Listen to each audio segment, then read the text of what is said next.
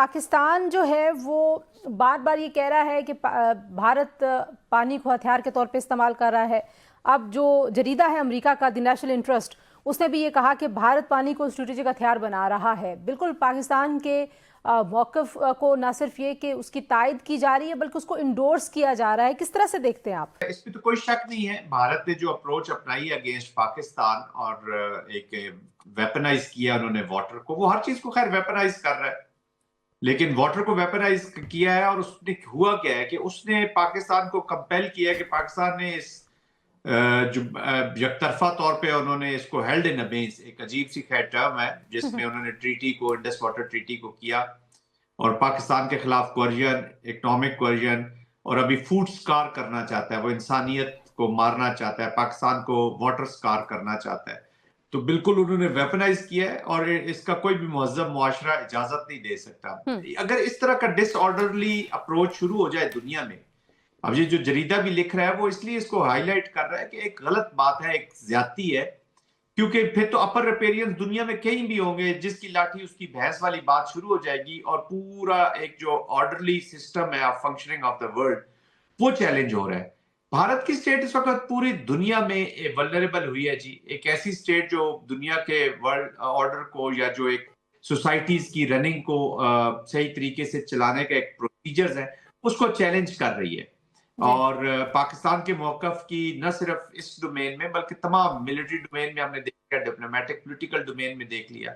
और अब जो भारत के ऊपर डिफरेंट रिपोर्ट्स पास्ट में आई हैं, कोई ह्यूमन राइट्स की वायलेशंस की आई है, माइनॉरिटीज के खिलाफ जो है उनकी अप्रोच उसकी आई है। फिर उन्होंने जिस तरीके से इस रीजन के अमन को, conflict between two nuclear states, जिस तरीके से उसको ऐसे पेश किया है कि जी ये तो कोई भी एक्ट ऑफ टेररिज्म जो है वो वर्ल्ड जाहिर है एक्ट ऑफ वॉर लिया जाएगा। आप जो है वो इंटरनेशनल जो आपका एक इमेज होता है उस हवाले से किस तरह से देखते हैं? डज इट रियली मैटर कि इतनी इतनी रिपोर्ट्स भी आ रही हैं, लेकिन जो वहाँ पे अप्रोच है, वो जो वहाँ पे पॉलिसी है वो तो नहीं रुक रही।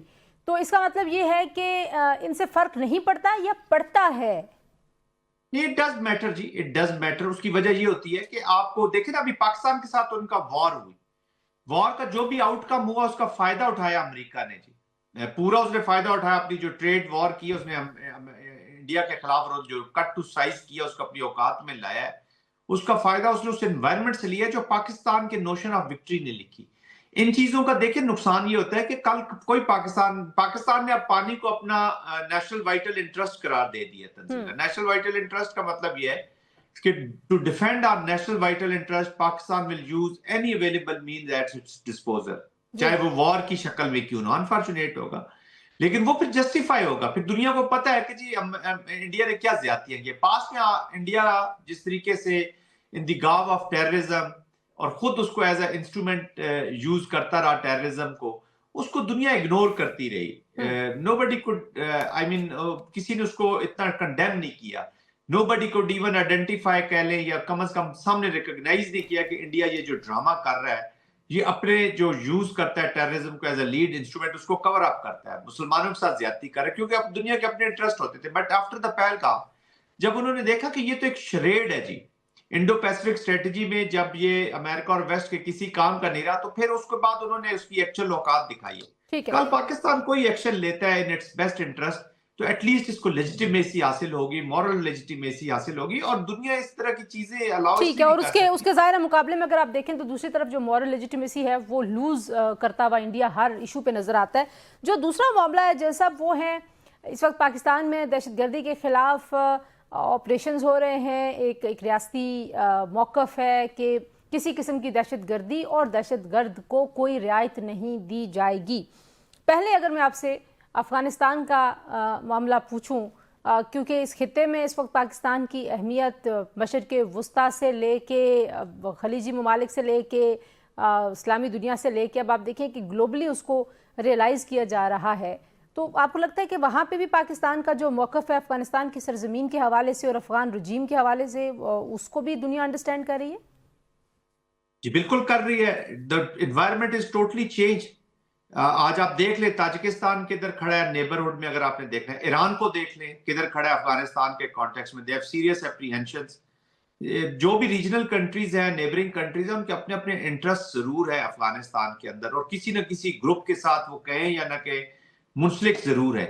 लेकिन आज हम देख रहे हैं कि कॉमनली तालिबान के खिलाफ एक एक सोच एस्टेब्लिश हो चुकी है, वो ताजिकिस्तान हो, ईरान हो, रीजनल कंट्रीज हो, चाइना हो, अब जी इवन कतर और कुवैत जिन्होंने इनको इतना कतर और तुर्किया को देख ले, जिन्होंने जी इतना इनको फैसिलिटेट किया पास्ट में, खास तौर पे कतर ने इनको अपने गुड ऑफिसेज दिए और इनको लुक आफ्टर करते रहे, अब भी वो उनको लुक आफ्टर करते, तो उन्होंने जब ये देखा कि इनका तो एटीट्यूड ही सही नहीं है, खास तौर पे जब ये फेलियर्स ऑफ टॉक्स हुई तो उन्होंने चेंज किया।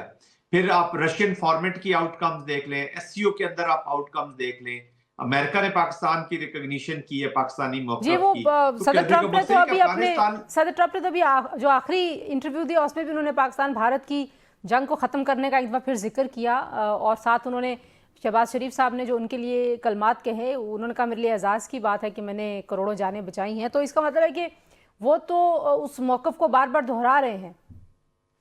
जी, दैट्स व्हाई वो दोहरा रहे हैं, और उसका अपना खुद भी अमेरिका भी फायदा उठा रहा है, जो ट्रेड वॉर उसने ट्रेड नेगोशिएशंस हो रही हैं इंडिया के साथ, और इंडिया को अपनी असल औकात भी दिखा रहा है जी और बार बार दिखा रहा है। देखिए इंडिया एक इस वक्त उनके ये जो टैक्टिस है ना, कैमेलियन टैक्टिस के सामने, और फिर बाद में आपके सफीर भी मिन्नतें कर रहे हैं, लॉबिंग कर रहे हैं कि जी प्राइम मिनिस्टर मोदी साहब मिलना चाहते हैं, मिलवा दें उनको। प्राइम मिनिस्टर मोदी को तो खुद प्रेसिडेंट ट्रम्प ने कह दिया वो मुझसे मिलना चाह रहा है, बट अभी मेरे पास वक्त नहीं है उससे मिलने। इंटरनल फ्रंट पे जाहिर है वज़ीर आज़म ने कल कहा, और हमारी इंटेलिजेंस एजेंसीज, सिक्योरिटी एजेंसीज मुसलसल इस तरह के शवाहिद सामने लाती रही हैं कि कैसे टीटीपी जो है वो उसको कितनी हेल्प मिल रही है अफगान रजीम से।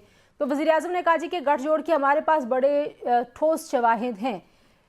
इंटरनली जिस कौमी यकजहती की ज़रूरत है और जो जिसके रास्ते में कुरोड़े अटकाने की कोशिश की जाती है, आपको लगता है कि इन शवाहिद के बाद शायद पाकिस्तान जो है वो अपना केस बड़ा इफ़ेक्टिवली लड़ रहा है? जो हमने अफ़गानिस्तान के साथ कुछ अपनी एक आप कह लीजिए कि थोड़ा सा उनको कोल्ड शोल्डर दिखाया, उनको बताया, और सालसों की मौजूदगी में भी जो कुछ हुआ उसका कुछ फ़ायदा हुआ है पाकिस्तान को?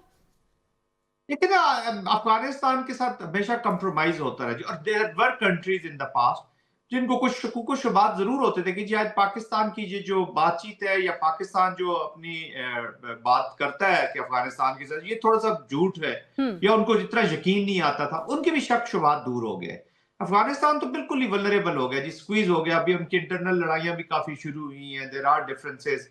मुल्ला हैबतुल्लाह को भी हमने सुना है ये कहते हुए कि जी अगर हमारी आपस में यही लड़ाइयां रही तो हम ज्यादा देर पावर में नहीं रह सकेंगे, मीनिंग देयर बाय कि वो पावर में इंटिमिडेशन और कोर्जन से रहना चाहते हैं, जिसकी रियलाइजेशन रिकॉग्नाइजेशन पूरे वर्ल्ड को है। उनकी अभी देखे ना, अभी तो उनको चले 30-40 million dollars per week America से मिल जाते हैं, उनके भी तल्लुकात कहीं ना कहीं वो राब्ते तो जरूर रखते हैं, वो उनकी स्टेबिलिटी के लिए है या नहीं है। बहरहाल एनीवेज पूरी दुनिया अब खाइफ हो रही है, क्योंकि Afghanistan has become a hub for the international terrorism across regions, across world. Pakistan तो उसका विक्टिम है ही है, और फिर जो नॉन स्टेट एक्टर्स को यूज कर रही है स्ट्रक्चर्ड स्टेट्स लाइक इंडिया, वो इनको यूज करते हैं अपने नेफेरियस डिजाइन के लिए। तो कल कोई और जाएगा, एक मार्केट मंडी बन गई है ये टेररिज्म की, कोई भी जाएगा अपनी मर्जी का वहां से सिस्टम खरीदेगा और अपने मुल्क के खिलाफ, जिस मुल्क के खिलाफ उन्होंने इस्तेमाल करना है उधर इनको अप्लाई कर देगा। अच्छा, क्योंकि हमने तो इसका देखा मतलब है कि कि एक ओपन मार्केट बन गया है जी हमने देखा कि अफगानिस्तान। ताजिकिस्तान की हुकूमत हो, उज़्बेकिस्तान की हुकूमत हो, फिर जो इन्होंने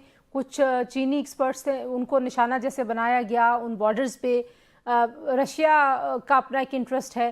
तो खित्ते में जो प्रेशर बिल्ड हो रहा है, अफगान रजीम उसको कब तक सस्टेन करेगा without doing any tangible actions against TTP? देखिए इस वक्त तंजीला अफगानिस्तान के अंदर भी ऐसे हालात हैं कि थोड़ी सी चीजें उनके आपस में कंटेस्टेशन शुरू हुई हुई है। वो प्रॉब्ली एक वेट कर रहे हैं एक एक्सटर्नल फैक्टर का या एक कैटलिस्ट का जो बाहर से आए और इसको दोबारा इनकी फ्रिक्शन शुरू हो जाए। तो ये अगर बाहर किसी से ना लड़ रहे हुए तो ये अंदर अपना लड़ाई शुरू कर देंगे, कुछ ना कुछ ये करते रहेंगे। लेकिन दुनिया परेशान हो रही है जी। देखिए सी पैक में आपको एक मिसाल देता हूँ, जो BRI है वो एक मुल्क सिर्फ चाइना की तरक्की का वो एक प्रोजेक्ट नहीं है, या पाकिस्तान अगर सी पैक के साथ जुड़ा हो तो पाकिस्तान की, ये पूरे रीजन की डेवलपमेंट का प्लान है। अब BRI की वजह से सेंट्रल एशियंस भी डिस्टर्ब होते हैं, चाइना तो होता ही होता है, उसके बाद रशिया डिस्टर्ब होता है, ईरान को फर्क पड़ता है, क्योंकि ये सारे चाइना पिवट होके BRI प्रोजेक्ट के साथ जुड़ना चाहते हैं। एक ही स्कटलर बीच पे खड़ा है, वो है अफगानिस्तान, और उसको अब यूज भी एक और इंडिया की स्टेट कर रही है। चाइना के खिलाफ भी उसके डिजाइन है, सेंट्रल एशियन में भी प्रॉब्लम्स है। अभी रिसेंटली उन्होंने बयान दिया था कि जो पाकिस्तान ने जंग की उसमें तुर्किया, सऊदी अरेबिया और Azerbaijan they were with Pakistan, और हम इन सारों को लड़ रहे थे। तो इसका मतलब है कि जो सेंट्रल एशिया के भी इम्पैक्ट्स हैं वो इस को कर रहे हैं, अफगानिस्तान जो उनको भी इम्पैक्ट कर रहा है उनकी प्रोग्रेस को। तो दैट्स वाई ये कन्वर्जेंस हो रही है, और of course it will put pressure on Afghanistan. उनकी अभी प्रॉब्लम ये है कि नॉन स्टेट एक्टर्स हैं, स्ट्रक्चर्ड हुकूमत तो है नहीं, ना कोई डेमोक्रेटिक प्रेशर है कि जी परफॉर्म नहीं करेंगे तो हमें वोट नहीं मिलेंगे। तो वो तो बस गन के जोर पे, और friction is their best buddy. इनका सबसे बड़ा दुश्मन अमन है। अमन हो गया तो फिर तो ये they will have to be answerable to the people of Afghanistan. अभी बिल्कुल तक तो वो काबुल को अफगानिस्तान के लिए नहीं गवर्न कर रहे हैं ना, वो तो अपनी जात के लिए कर रहे हैं।